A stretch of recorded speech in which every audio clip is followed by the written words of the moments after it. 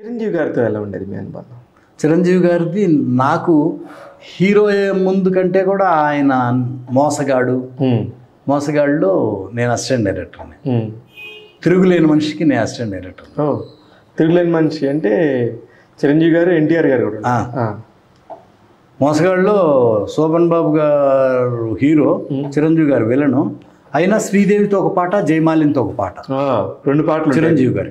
అయినా శోభన్ బాబు గారు ఆయన సాంగ్స్ చూసి చిరంజీవి గారిని బాగా అప్రిషియేట్ చేశారు. డెఫినెట్గా పెద్ద హీరో అవుతావు అన్నట్టు శోభన్ బాబు గారు ఒకసారి చెప్పారు ఆ సాంగ్స్ చూసి. ఆయన మోసగాడే మెయిన్ హీరో, చిరంజీవి గారు విలన్. అయినా 2 పాటలు ఉన్నాయి చూసి వెరీ గుడ్, చాలా బాగుంది. ఆయన అంటే జనరల్గా అబ్జెక్ట్ చేయటం అట్లా కాకుండా అప్రిషియేట్ చేయటం. కానీ ఇందిరా టైంలో కూడా గోపాల్ గారికి, చిరంజీవి గారికి పడలేదు, ఇట్లాగా ఏదైనా వచ్చినప్పుడు విన్నప్పుడు అది నిజమో కాదో తెలియదు ఎవరికి. అవి నిజమేమో అనుకుంటాం మేము, మాకు తెలియదు కదా. అసలు ఏం జరిగిందండి ఆ టైంలో? జనరల్గా స్టేట్ రౌడీ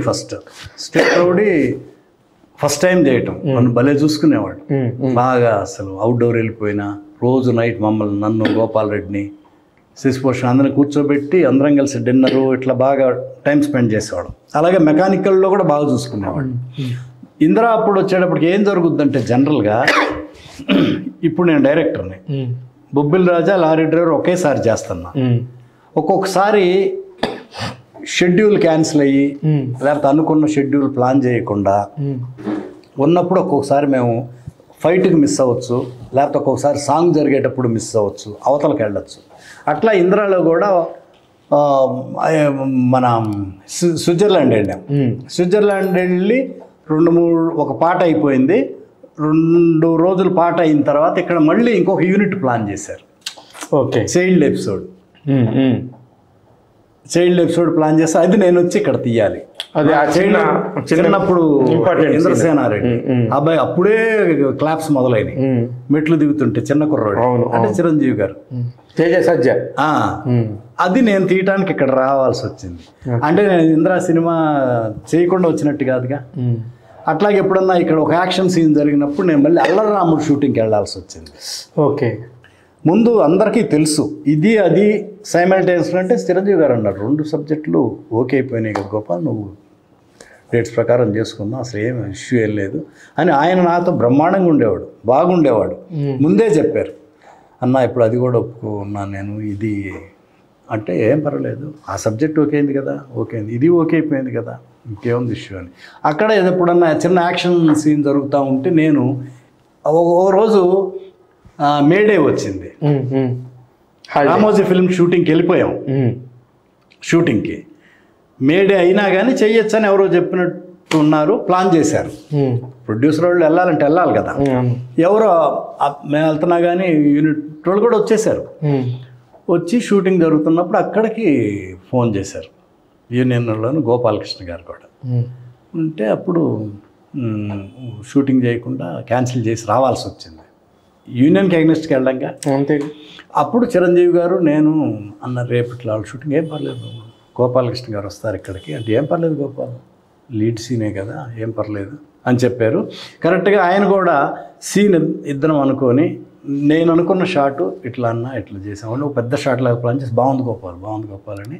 అది గోపాలకృష్ణ గారు ఉన్నారు అక్కడే, చిరంజీవి గారు వాళ్ళు కలిసి అంటే ఆల్మోస్ట్ 8 లాగా సర్కిల్, హీరో గారు ఆ విలన్ చుట్టూ అట్లా తిరుగుతా సాంగ్ లీడు ట్రాలీ, అదే అర్థమైంది, వాళ్ళిద్దరి మధ్య నుంచి ట్రాలీ ఇట్లా వెళ్ళి ఇలా వచ్చి ఇట్లా ఆయన కూడా బాగుంది గోపాల్ అన్నారు, తీశారు.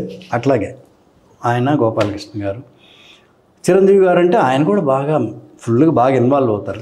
అట్లా ఆ షూటింగ్లో నేను లేను, అందువల్ల ఆ టాపిక్ వచ్చింది. అది ఇంకొకటేమో నేను కరెక్ట్గా ఏదో ఊరు వెళ్ళాల్సి వచ్చిందో ఏమో కాదు, అల్లరి రాముడు సాంగ్స్కి కెనడా వెళ్ళాల్సి వచ్చింది. ఓకే అల్లరి రాముడు వాళ్ళ డేట్లు. ఇది కూడా నెక్స్ట్ డే ఎందుకు లేనంటే మేడో షూటింగ్ క్యాన్సిల్ అయిందిగా, ఆ డే మిస్ అయింది. ఆ నెక్స్ట్ డే నుంచి అల్లరి రాముడు షూటింగ్. ఓకే, ఇది ఇప్పుడు కాదు, ఉండాలంటే ఉంటాం. జనరల్గా అప్పుడు జరిగేది ఏంటంటే సాంగ్కి కొంతమంది అసలు ఉండరు, డైరెక్ట్ వేరే షూటింగ్కి వెళ్ళిపోతారు, బాగా బిజీగా ఉండేవాళ్ళు. ఫైట్ ఉంటే ఉండరు, వేరే షూటింగ్ వాళ్ళు ప్లాన్ చేసుకుని వెళ్ళిపోతారు. నేను జనరల్గా ఎక్కువ ఉంటా అంటే నేను తక్కువ సినిమాలు చేస్తున్నాను కాబట్టి. అట్లా ఒక చిన్న 7 acres ఒక చిన్న యాక్షన్ ఎపిసోడ్, ఒక హాఫ్ డేనో 1 day యాక్షన్ ఎపిసోడ్, అది చిరంజీవి గారు తీశారు. నేను కెనడా వెళ్ళాల్సి వచ్చింది, అప్పుడు లేను. అట్లా వచ్చిందేమో కానీ ఆయన నాతో బ్రహ్మాండంగా ఉంటారు. ఎప్పుడు అసలు ఏ ప్రాబ్లం, ఎప్పుడు అసలు చిన్న మాట కూడా అంటాం కానీ ఎంత ఆప్యాయంగా ఉంటారు. కానీ మాకు అప్పట్లో అయితే అట్లా వచ్చేది, మొత్తం బి గోపాల్ గారు చేయలేదట, చిరంజీవి గారే చేసేసుకున్నారట, అది ఇది ఇంకే రకరకాల రూమర్స్. ఇలాంటి రూమర్స్ వచ్చినప్పుడు మీరు ఎలా ఫీల్ అవుతారు? అంటే నా దాకా రాలేదు, నాకు కూడా ఎవరు చెప్పలా, నా దగ్గర ఎప్పుడు ఈ టాపిక్ కూడా రాలా. ఓకే ఓకే, అసలు అట్లాంటిది ఏం లేదు. అదే అంటే నా వరకు, అంటే మేము చదువుకునే వాళ్ళం.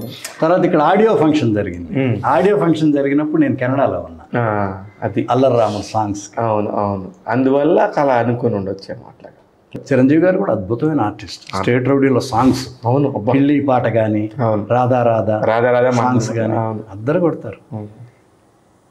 తర్వాత మెకానిక్ అల్లుడు ఒక సూపర్ హిట్ సాంగ్ ఉంది. చంద్రలేఖ తర్వాత మళ్ళీ మేము 100 మంది డాన్సర్లు పెట్టి అల్లు అరవింద్ గారు ఎక్స్ట్రాడినరీ మేకింగ్. అది చిరంజీవి గారు కూడా ఆ పాట ఎంత నచ్చిందో, పెద్ద స్టేట్మెంట్ ఇచ్చారు. సాంగ్ నా కెరీర్లో బెస్ట్ సాంగ్ అన్నట్టు కూడా ఇచ్చారు. అన్ని పేపర్లో కూడా వచ్చింది. మెకానిక్ ఇంద్రాలో అయితే చెప్పే పని, కాశీలో కామెడీ ట్రాక్ కానీ, బంబం బోలే, మేము ఒక ఫ్యాన్స్ లాగా సెట్లో చూసేవాళ్ళం. చిరంజీవి గారు అసలు మణిశర్మ సెట్ నైట్ సాంగ్ కొంతేమో అక్కడ తీసాము కాశీలో, కొంతేమో సెట్ ఇక్కడ 7 acresలో తీసినప్పుడు ఆయన ఆ మూమెంట్స్కి వాటికి మేము క్లాప్స్ కొట్టేవాళ్ళం. ఫిదా అయిపోయింది వాళ్ళు.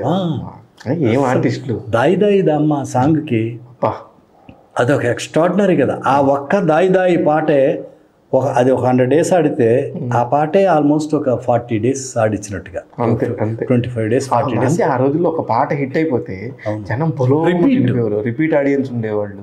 చిరంజీవి గారి ఫ్యాన్స్ అయితే ఆ పాట ఇప్పటికీ చెప్తా ఉంటారు. దాయి దాయి దమ్ పాట తర్వాత ఆ మూమెంట్ ఎంతమంది చేశారో, ఆయనలో ఉన్న గ్రేసు సాంగ్స్ అవి ఎవరి స్పెషాలిటీ వాళ్ళది. అట్లా ఆయన అద్భుతం. మీరు మొత్తం ఎంతమందితో పనిచేస్తుంటారు ఇట్లా లెక్కేసుకుంటూ పోతే? ఎంత అద్భుతమైన కెరియర్. ఆయన కూడా very good human being Chiranjeevi గారు.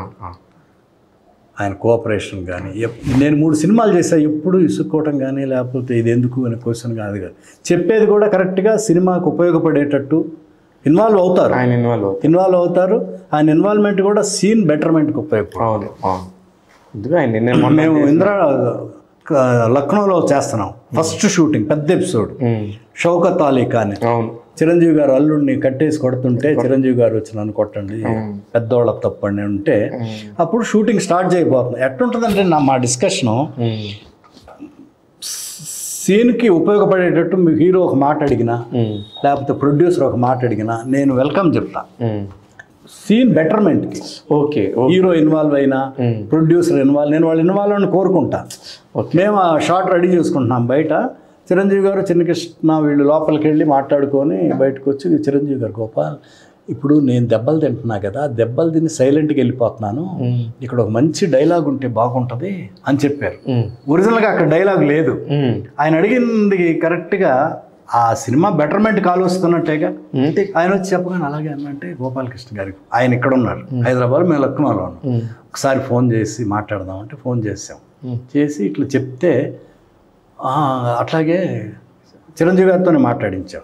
చెప్తే గోపాలకృష్ణ ఒక 5 నిమిషాల్లో ఫోన్ చేస్తానంటే నేనే చేస్తానని చిరంజీవి గారు మళ్ళీ 5 నిమిషాల్లో ఫోన్ చేస్తే, అప్పుడు ఆయన కూడా చూడండి టాలెంట్. చిరంజీవి గారు అడిగారు, బ్రహ్మాండమైన రైటర్ కాబట్టి ఆ దెబ్బలు తిని వెళ్తా వెనక్కి తిరిగి తప్పు మా వైపు ఉంది కాబట్టి తలలు దించుకొని వెళ్తున్నాను, లేకపోతే తలలు తీసుకెళ్లేవాడిని అనగానే చిరంజీవి గారికి నచ్చింది, మాకు అందరు బాగుంది అనుకున్నాం.